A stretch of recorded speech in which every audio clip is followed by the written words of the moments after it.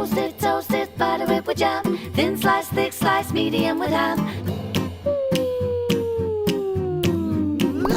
Hello everybody, hello children, hello, I'm Sam, and today we're in High Wycombe in Buckinghamshire.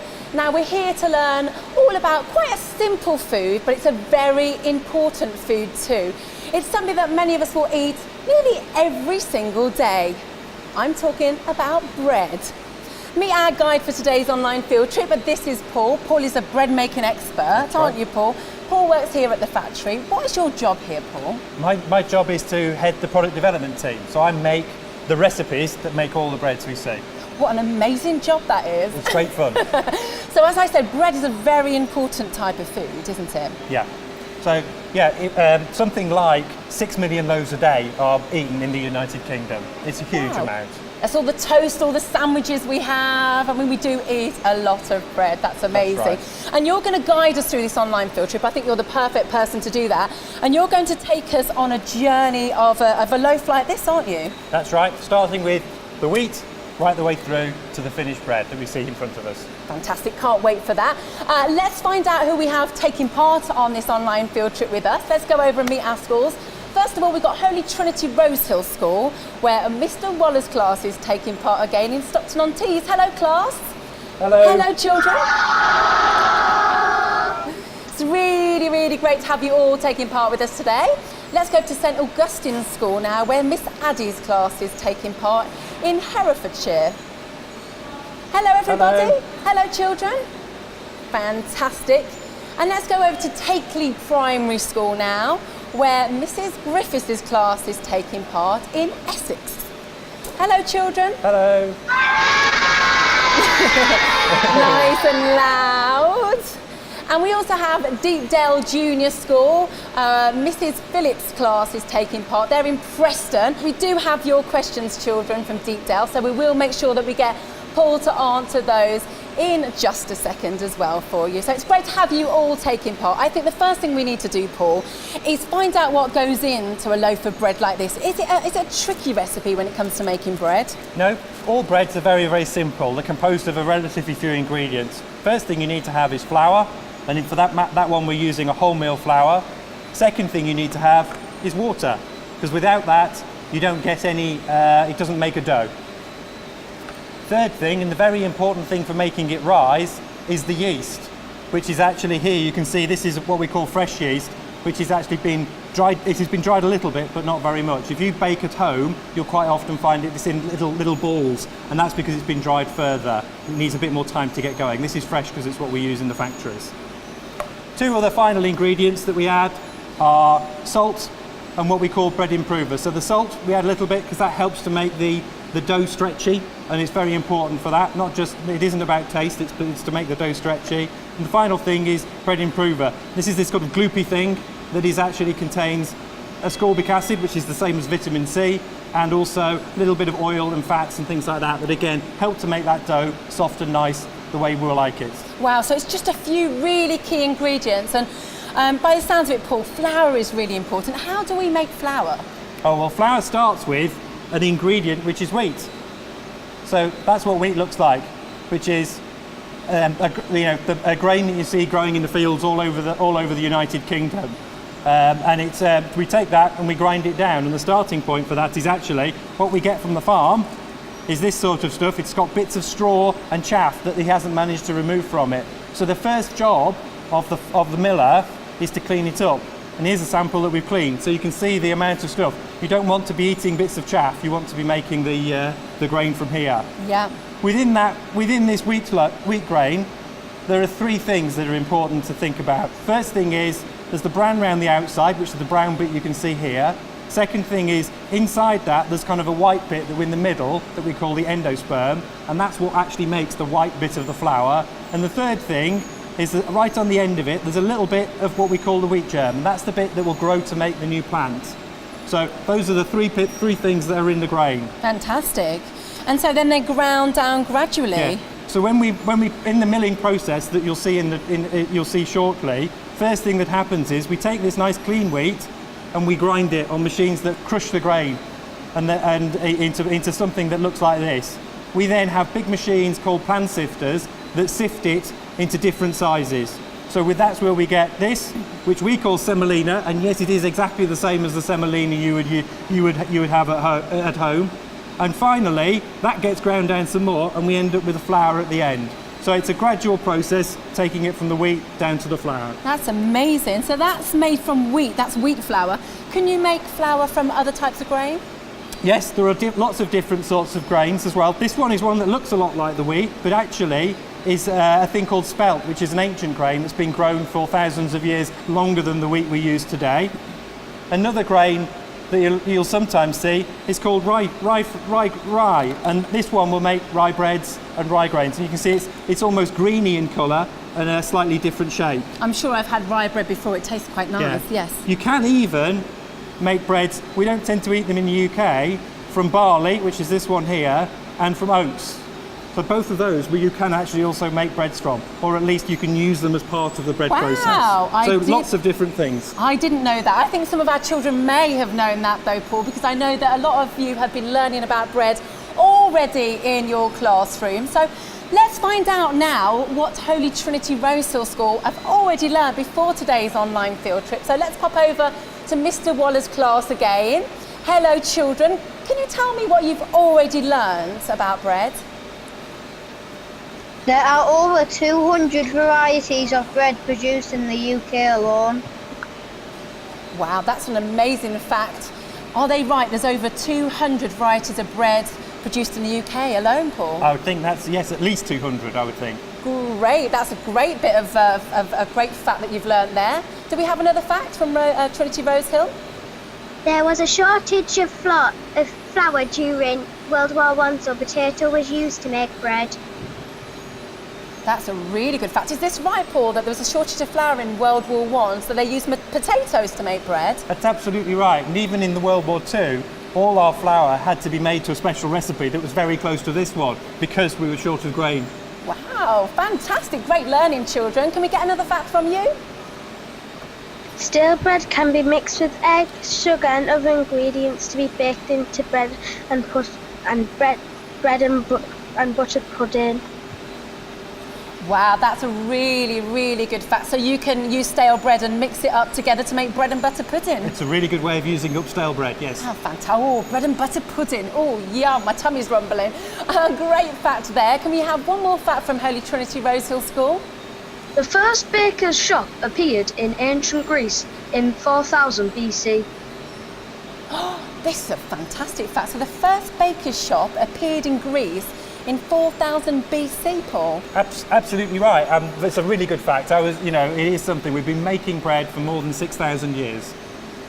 Are you impressed with everything that Holy Trinity Rosehill School know already? Done very well. They've done very well indeed. They may be able to get a job here in the future. I look forward to it. Well done, children. Great learning. It's time now for our first video, because I don't know about you, I'd quite like to know how wheat goes from this to this. This is all about how flour is made. How is flour made? We've been making flour for at least 6,000 years. Stone Age people took grain and crushed it between two stones. Although modern flour mills are very big and make thousands of tons of flour every day, the process really isn't that different. To make flour, you need grain. Most flour that we use for bread is made from wheat grain. We grow over 16 million tons of wheat in the UK. It's usually planted in the autumn, and it grows throughout winter, spring and summer, ready for harvest in August.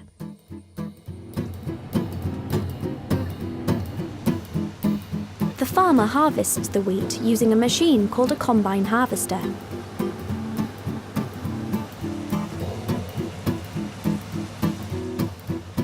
Then the grain is taken to the mill, ready to be ground into flour. Each grain of wheat is a seed, which would grow into a new wheat plant if it were put into the soil. The grain has three parts: the bran, which is the outside skin, the endosperm, which is the food store of the grain, and the wheat germ, which is the part of the grain that grows into a new plant if the grain germinates. A loaf of brown bread has all the parts of the grain in the flour. When the grain arrives at the mill, they take a sample to check the quality.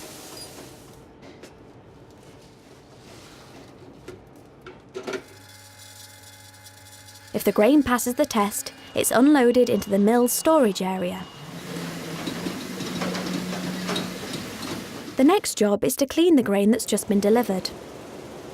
They take out all of the straw, sticks and stones using these sieves. Then they blend different types of wheat together so they can make the right kind of flour. This is called gristing. The flour used in bread needs to have a lot of protein in it to make it soft but strong when it's baked. The milling happens in these machines, called plan sifters. The machines separate the different parts of the wheat using rollers and air bubbles, and this process creates the flour. The ground flour is then tested and checked for quality.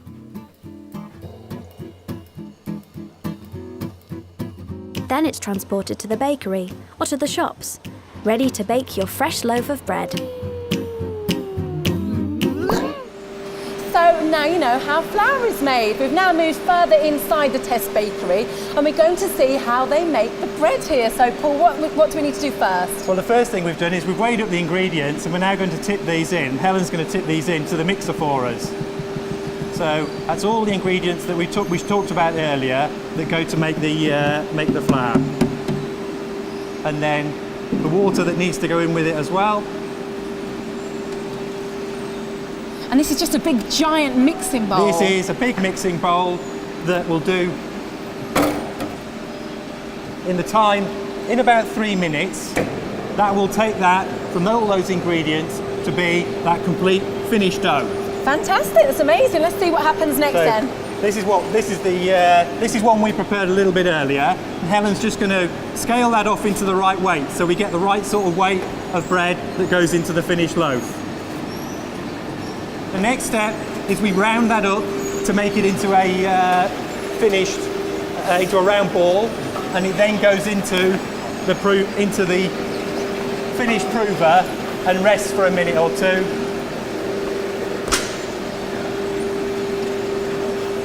Before that then rotates through. It takes about 6 or 7 minutes, and that rests the dough right down and allows us to get a nice soft dough that when it comes out and into the next machine that you're seeing now, which we call the moulder, it flattens out the dough into a nice flat piece, rolls it up, and we get something that looks like this. Wow. Which is what goes into the tins. It's like a big giant sausage. It is like a big giant sausage. It's actually a bit like a Swiss roll inside. And then what we do is pop them into the tins. These are now ready to go in and be proved up.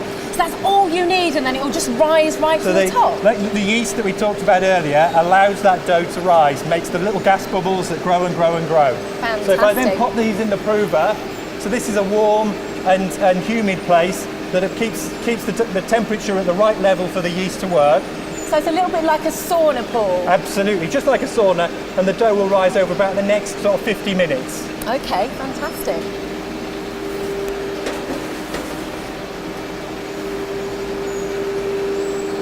So here's some that I prepared a little bit earlier. So you can see that's exactly the same recipe that we saw earlier, and these have now all proved up and are just ready to go into the bakery. You can see they're quite soft, and sort of I can just touch them, and you can see, but they're actually they sort of wobble a bit like a jelly.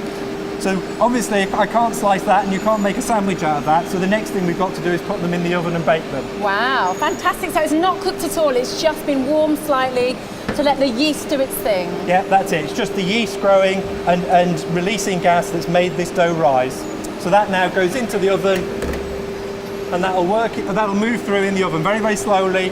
Takes about 20 minutes throughout the oven, and at the end of that time, we've then got nice bread. Fantastic. Okay. Okay. So what happens the other end then? Is that where it comes out? It's like a conveyor belt that goes all the way through here. So the conveyor belt runs all the way through. Takes about 22 minutes in total, and actually we need to, and it's about 200 degrees C. So the bread very hot indeed. So the bread here is very hot, and that's why I need to wear the gloves. So here you can see those finished Wow. loaves. So these are, again, some that we made a little bit earlier, but you can see how they've browned up and they're now solid.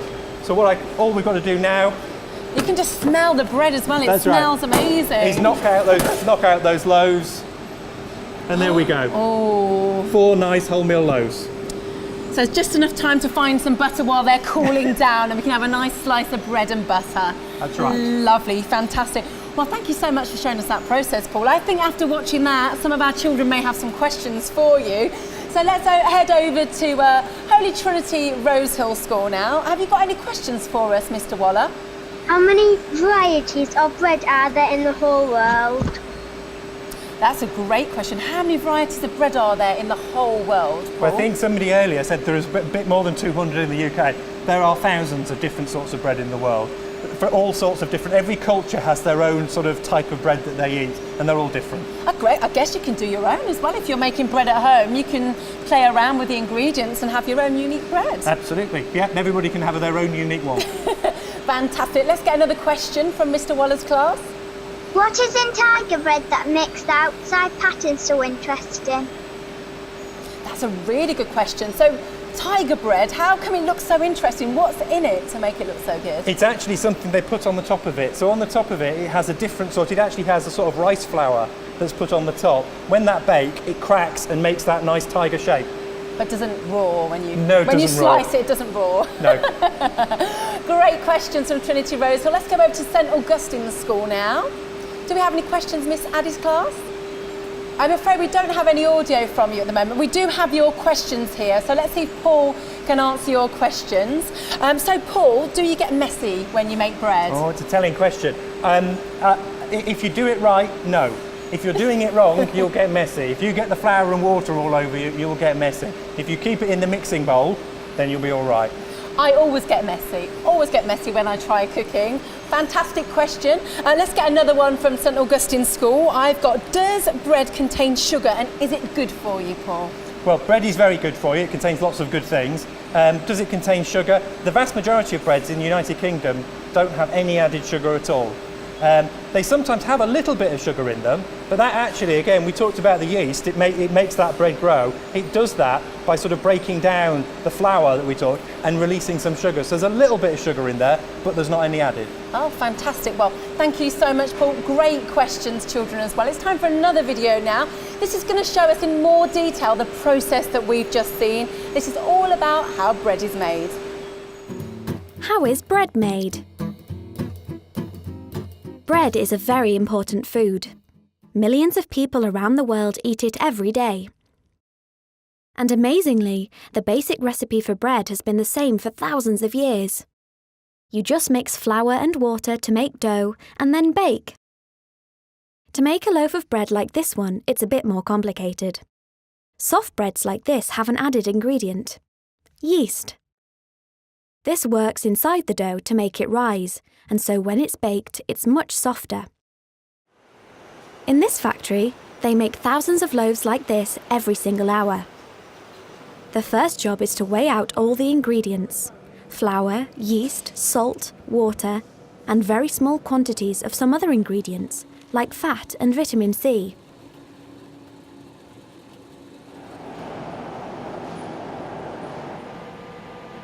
Next, this machine mixes all of the ingredients together to become stretchy and gooey dough.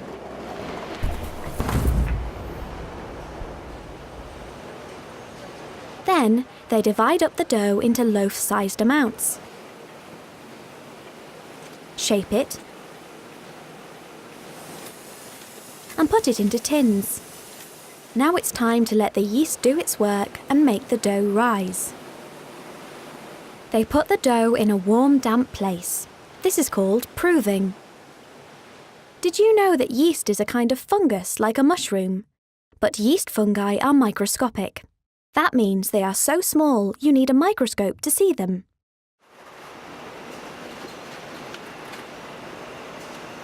Once the loaves have risen, they are baked in these big ovens. They have to get the temperature just right. These ovens bake the bread at 230 degrees Celsius for 22 minutes. They blow the air around the tins to evenly bake the loaf. When they are ready, the loaves are removed from their tins and left to cool for 2 hours. Bread, bread, crusty bread, bake it in the oven, the baker said. Bread, bread. Now they are ready for slicing. This machine does the slicing job. And then the bread is put into bags.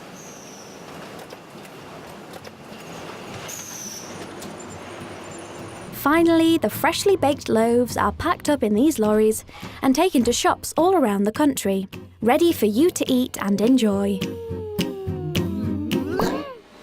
So that is how bread is made, and the reason why a loaf of bread like this is soft in the middle is because it has yeast added, and yeast is added to the bread to make the bread rise. That's right, isn't it, Paul? I'm learning. Yeah, you certainly are. That's absolutely the case. That's why we saw it go from those little small dough pieces, rise up to the big ones, and then why we get that nice big shape that we've got there. What happens if bread doesn't have yeast in?